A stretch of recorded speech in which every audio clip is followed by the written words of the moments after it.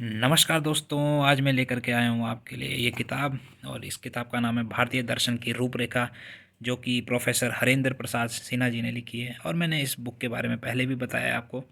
और इस बुक में क्या है ख़ास, पहले हम ये जानेंगे। इस बुक में यह है ख़ास कि जो भी अगर कोई व्यक्ति है जो भारतीय दर्शन को जानना चाहता है बिल्कुल बेसिक से, हर कुछ शाखाएँ जो हैं, जो यहाँ की फ़िलॉसफ़ी क्या है उसके बारे में जानना चाहता है, तो वो बिल्कुल इस बुक को उठा सकता है। बिल्कुल बेसिक से इसमें सब कुछ समझाया गया है। और आज हम बात करेंगे, कई लोगों ने कहा कि आपने स्टोरी तो बता दी है, पर वेदांत क्या है, ये वेदांत क्या चीज़ है, और ये उपनिषद क्या होते हैं, और हम इनकी ओर क्यों आए, और कौन कौन इनसे प्रेरित हुआ है, कितने वेस्टर्नर्स कौन हैं जो इससे प्रेरित हुए हैं। तो आज हम उसके बारे में जानेंगे। और बिल्कुल मैं बता देता हूँ पहले कि जो वेदांत है, और वेदांत है क्या चीज़, पहले वेदांत बता देते हैं। तो वेदांत है कि वेदांत का जो सार है, पहले तो एक समझेंगे वेदांत का शाब्दिक अर्थ क्या है। वेद, वेद का अंत माने, जो वेदांत है वेद का अंत। अब ये नहीं है कि वेद का अंत हो गया भाई। वेद का अंत माने यानी वेद के जो अंतिम ज्ञान की परंपरा है वह है वेदांत।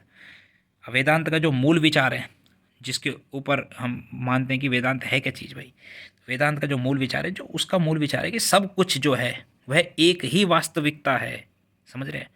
ब्रह्म या परम सत्य जो है वह अलग अलग दिखते हैं, पर वह है एक ही चीज़। जैसे हम कई बार क्या बोलते हैं कि जैसे हमारे धर्म में लाखों करोड़ों देवी देवताएं हैं, पर वह क्या चीज़ है। हम ये थोड़ी कहते कि ये अलग है, ये अलग है, ये अलग है, ये अलग है, ये अलग है।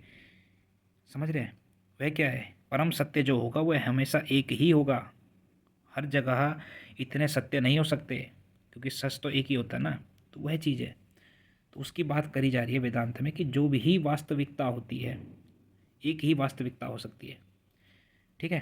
तो ब्रह्म के जो रूप होते हैं वो उसके ही, जो हमें अलग अलग जो चीज़ें दिखती हैं, जैसे मैं है, तुम है, जो संसार है, जो घटना घट रही है, जो जीव है, और जो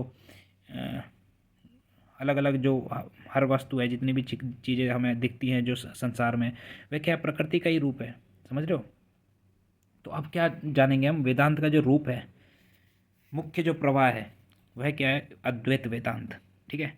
अद्वैत वेदांत जो सबसे प्रमुख शाखा है इसकी वेदांत की, वह है अद्वैत वेदांत, जिसे 8वीं 9वीं सदी में जो हमारे महान दार्शनिक जिसे बोला जाता है, हमारा जो भारतीय दर्शन के कौन, हमारे शंकराचार्य, आदि शंकराचार्य जी, उन्होंने व्यवस्थित रूप दिया था इसका, अद्वैत वेदांत का। ठीक है? तो इसके बारे में जानेंगे। अद्वैत वेदांत क्या कहता है? अद्वैत वेदांत कहता है कि जो आत्मा है, ठीक है, आत्मा क्या है, आत्मा ही आत्मा ब्रह्म, यानी जो व्यक्ति की आत्मा और जो सर्वव्यापक जो परम सत्य है वह अलग नहीं है, वह एक ही है। समझ रहे हो? हम क्या जानते हैं, कई लोग क्या बोलते हैं कि वह जो सत्य है वह हमसे ऊंचा है, और यहीं पर हम भेद कर देते हैं उससे, अपने आप से। हम क्या कहेंगे, उस पर इतनी शक्तियाँ हैं, वह इतना ऊंचा ऊंचा है, और उसको ऐसे नहीं जाना जा सकता, अगर हम उसको जान लेंगे तो हम मर जाएंगे। कई लोगों की अलग अलग धारणाएं होती हैं। पर लेकिन आदि शंकराचार्य जी ने क्या कहा कि वह हमसे भिन्न नहीं है। समझ रहे हो? तो ये चीज़ है। तो ये अद्वैत वेदांत है।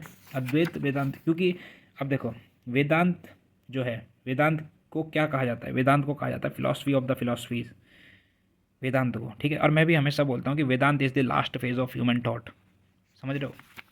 तो इतना ऊंचा वेदांत है, और लोग इसको पढ़ना ही नहीं चाहते हैं। मैं हमेशा कहता हूँ कि वेदांत की ओर आओ, आपको कहीं भी बाहर जाने की ज़रूरत नहीं पड़ेगी। फिर अगर आपने एक बार वेदांत की तरफ, वेदांत को जानना शुरू कर दिया, तो आपको किसी के पास, किसी गुरु के पास जाने की आवश्यकता नहीं पड़ेगी। अगर आप वेदांत को जानना चाहते हैं, अगर जानना शुरू कर देंगे आप। ठीक है?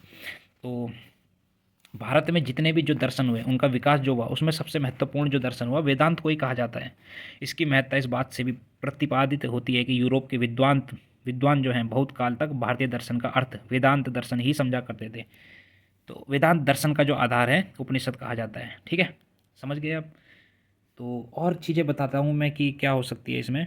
अब देखो यहाँ पर, ये जो इसमें कई लोग कहते हैं कि भाई वेस्टर्न जो फिलोसोफर थे उन्होंने कैसे इससे प्रभावित है, कौन नाम है उनके, पहले नाम बता देता हूँ मैं। उन्होंने कई जो आर्थर शोपेनहावर हुए, ठीक है, तो वो बहुत ही विद्वान, अपने जो कार्ल यंग हो गए, अपने कार्ल यंग कौन है, जो उसके बाद साइकोलॉजिस्ट बोलते हैं जिन्हें, कार्ल यंग, तो वो भी बहुत प्रभावित थे। और तो ये नाम हुए कुछ, और बाकी और भी नाम है, जोसेफ कैम्पबेल हुए, हक्सले हुए, तो ये चीज़ें। बाकी अब हम आगे देखते हैं वेदांत में क्या क्या चीज़ें हैं। पहले टर्म जो होती हैं वो क्या क्या खास आती हैं इसमें वेदांत में, जैसे वेदांत की जो बेसिक डेफिनेशन, जो जरूरी टर्म्स है जो आपको पता होनी चाहिए, वेद हो गए, उपनिषद हो गए, आत्मा होगी, ब्रह्म हो गया, माया होगी, अद्वैत, अद्वैत वेदांत हो गया, तो ये चीज़ें आपको पता होनी चाहिए इसमें, ठीक है। बाकी जो भी इसकी थ्योरी है, वेदांत की थ्योरी, अद्वैत वेदांत की थ्योरी क्या है, आत्मा ही ब्रह्म है, और इसका मतलब आपको सब कुछ इसमें समझाया जाएगा, क्या चीज़ है वो, कैसे आपकी माया क्या है, वो चीज़ें इसमें आएंगी, ठीक है। तो वेदांत क्या है, वेदांत का मतलब है कि वेद का अंत, समझ गए। अब दोबारा से रिपीट करवा रहा हूँ, वेद का अंत का मतलब वो नहीं है कि वेदों का, ये है वेदों का सार, ठीक है।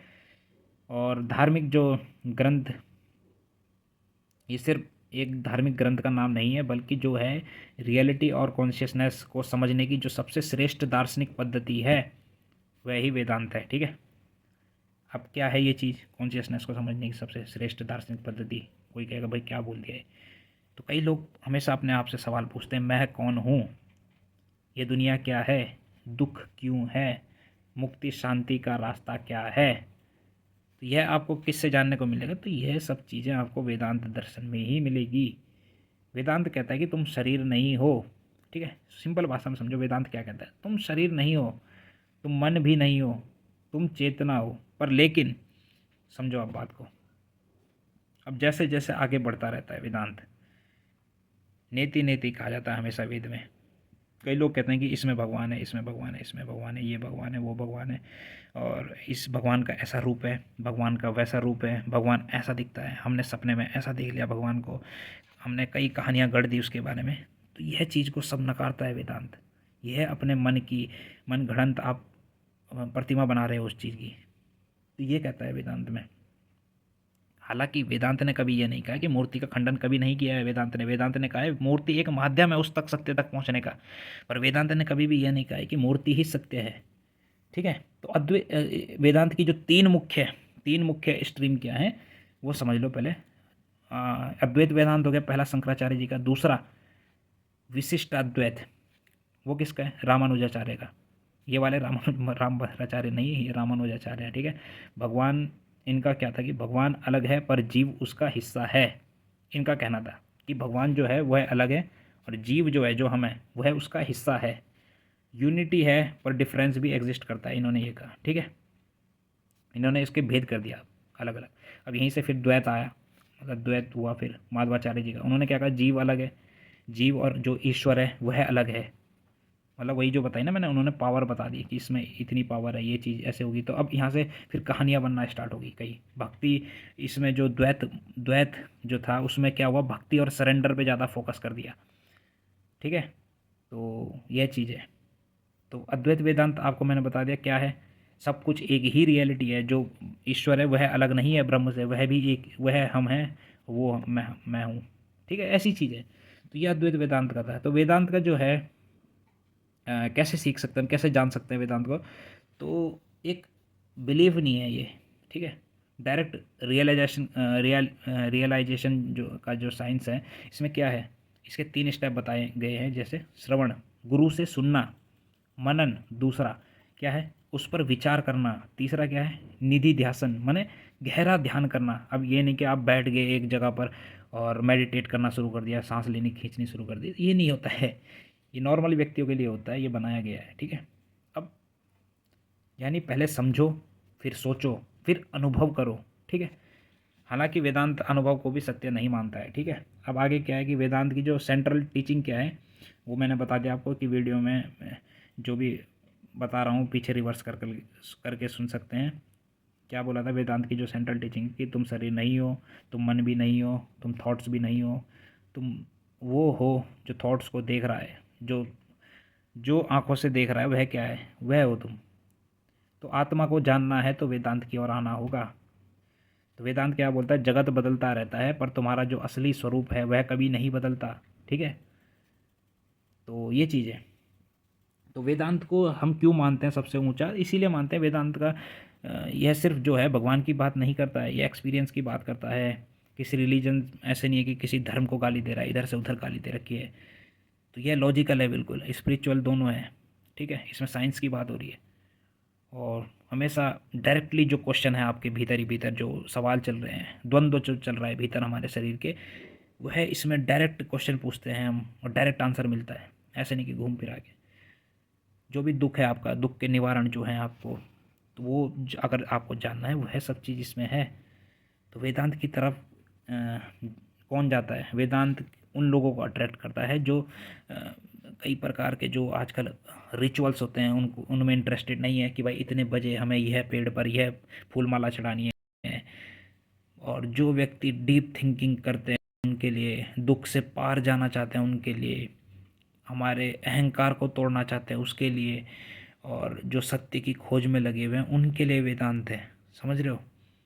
तो ज्ञान मार्ग से अगर सत्य को जानना है तो वेदांत एक रूप है, आप उसका एक उससे आप चल सकते हो उसमें, ठीक है। तो यह चीज़ है। बाकी आपने अगर आर्थर शोपेनहावर को पढ़ा है या अरविंद श्रोडिंगर को पढ़ा है या जितने भी हैं, आपको अगर इनमें अगर आपको इनकी फ़िलॉसफी पसंद है तो इनमें भी कहीं ना कहीं वेदांत का ही प्रभाव है। समझ रहे हो? तो अगर आपको बिल्कुल बेसिक से अगर समझना है वेदांत को तो ये किताब आप पढ़ो, फिर जा कर के आप इनके पास जाओ, बृहदारण्यक उपनिषद, ईशादिनो उपनिषद, और फिर कई प्रकार के जो उपनिषद हैं 108 हैं उससे ऊपर हैं, उनके पास जाओ, तब आप समझोगे। फर्स्ट क्या है, हमें पहले भारतीय दर्शन को समझना है, बेसिक्स उसके क्लियर होने चाहिए। बौद्ध दर्शन क्या है, चारवाक दर्शन क्या है, ठीक है। तो यह चीज़ है वेदों का दर्शन, और ये अपना वैशेषिक दर्शन। तो ये सब चीज़ें मिली जुली है। चारवाक क्या है, ठीक है। तो इनको जानो पहले, तब फिर आप इनकी ओर आओ, जब आपकी जिज्ञासा धीरे धीरे बढ़ती रहेगी, ठीक है। तो आई होप आपको समझ आया होगा। धन्यवाद। और आगे के लिए बताएं कैसी वीडियो लानी, किस फिलॉसफी के बारे में बताना। अभी ये बिल्कुल 1% भी नहीं था जो बताया, अभी ये नॉर्मल था, बेसिक, ठीक है। धन्यवाद।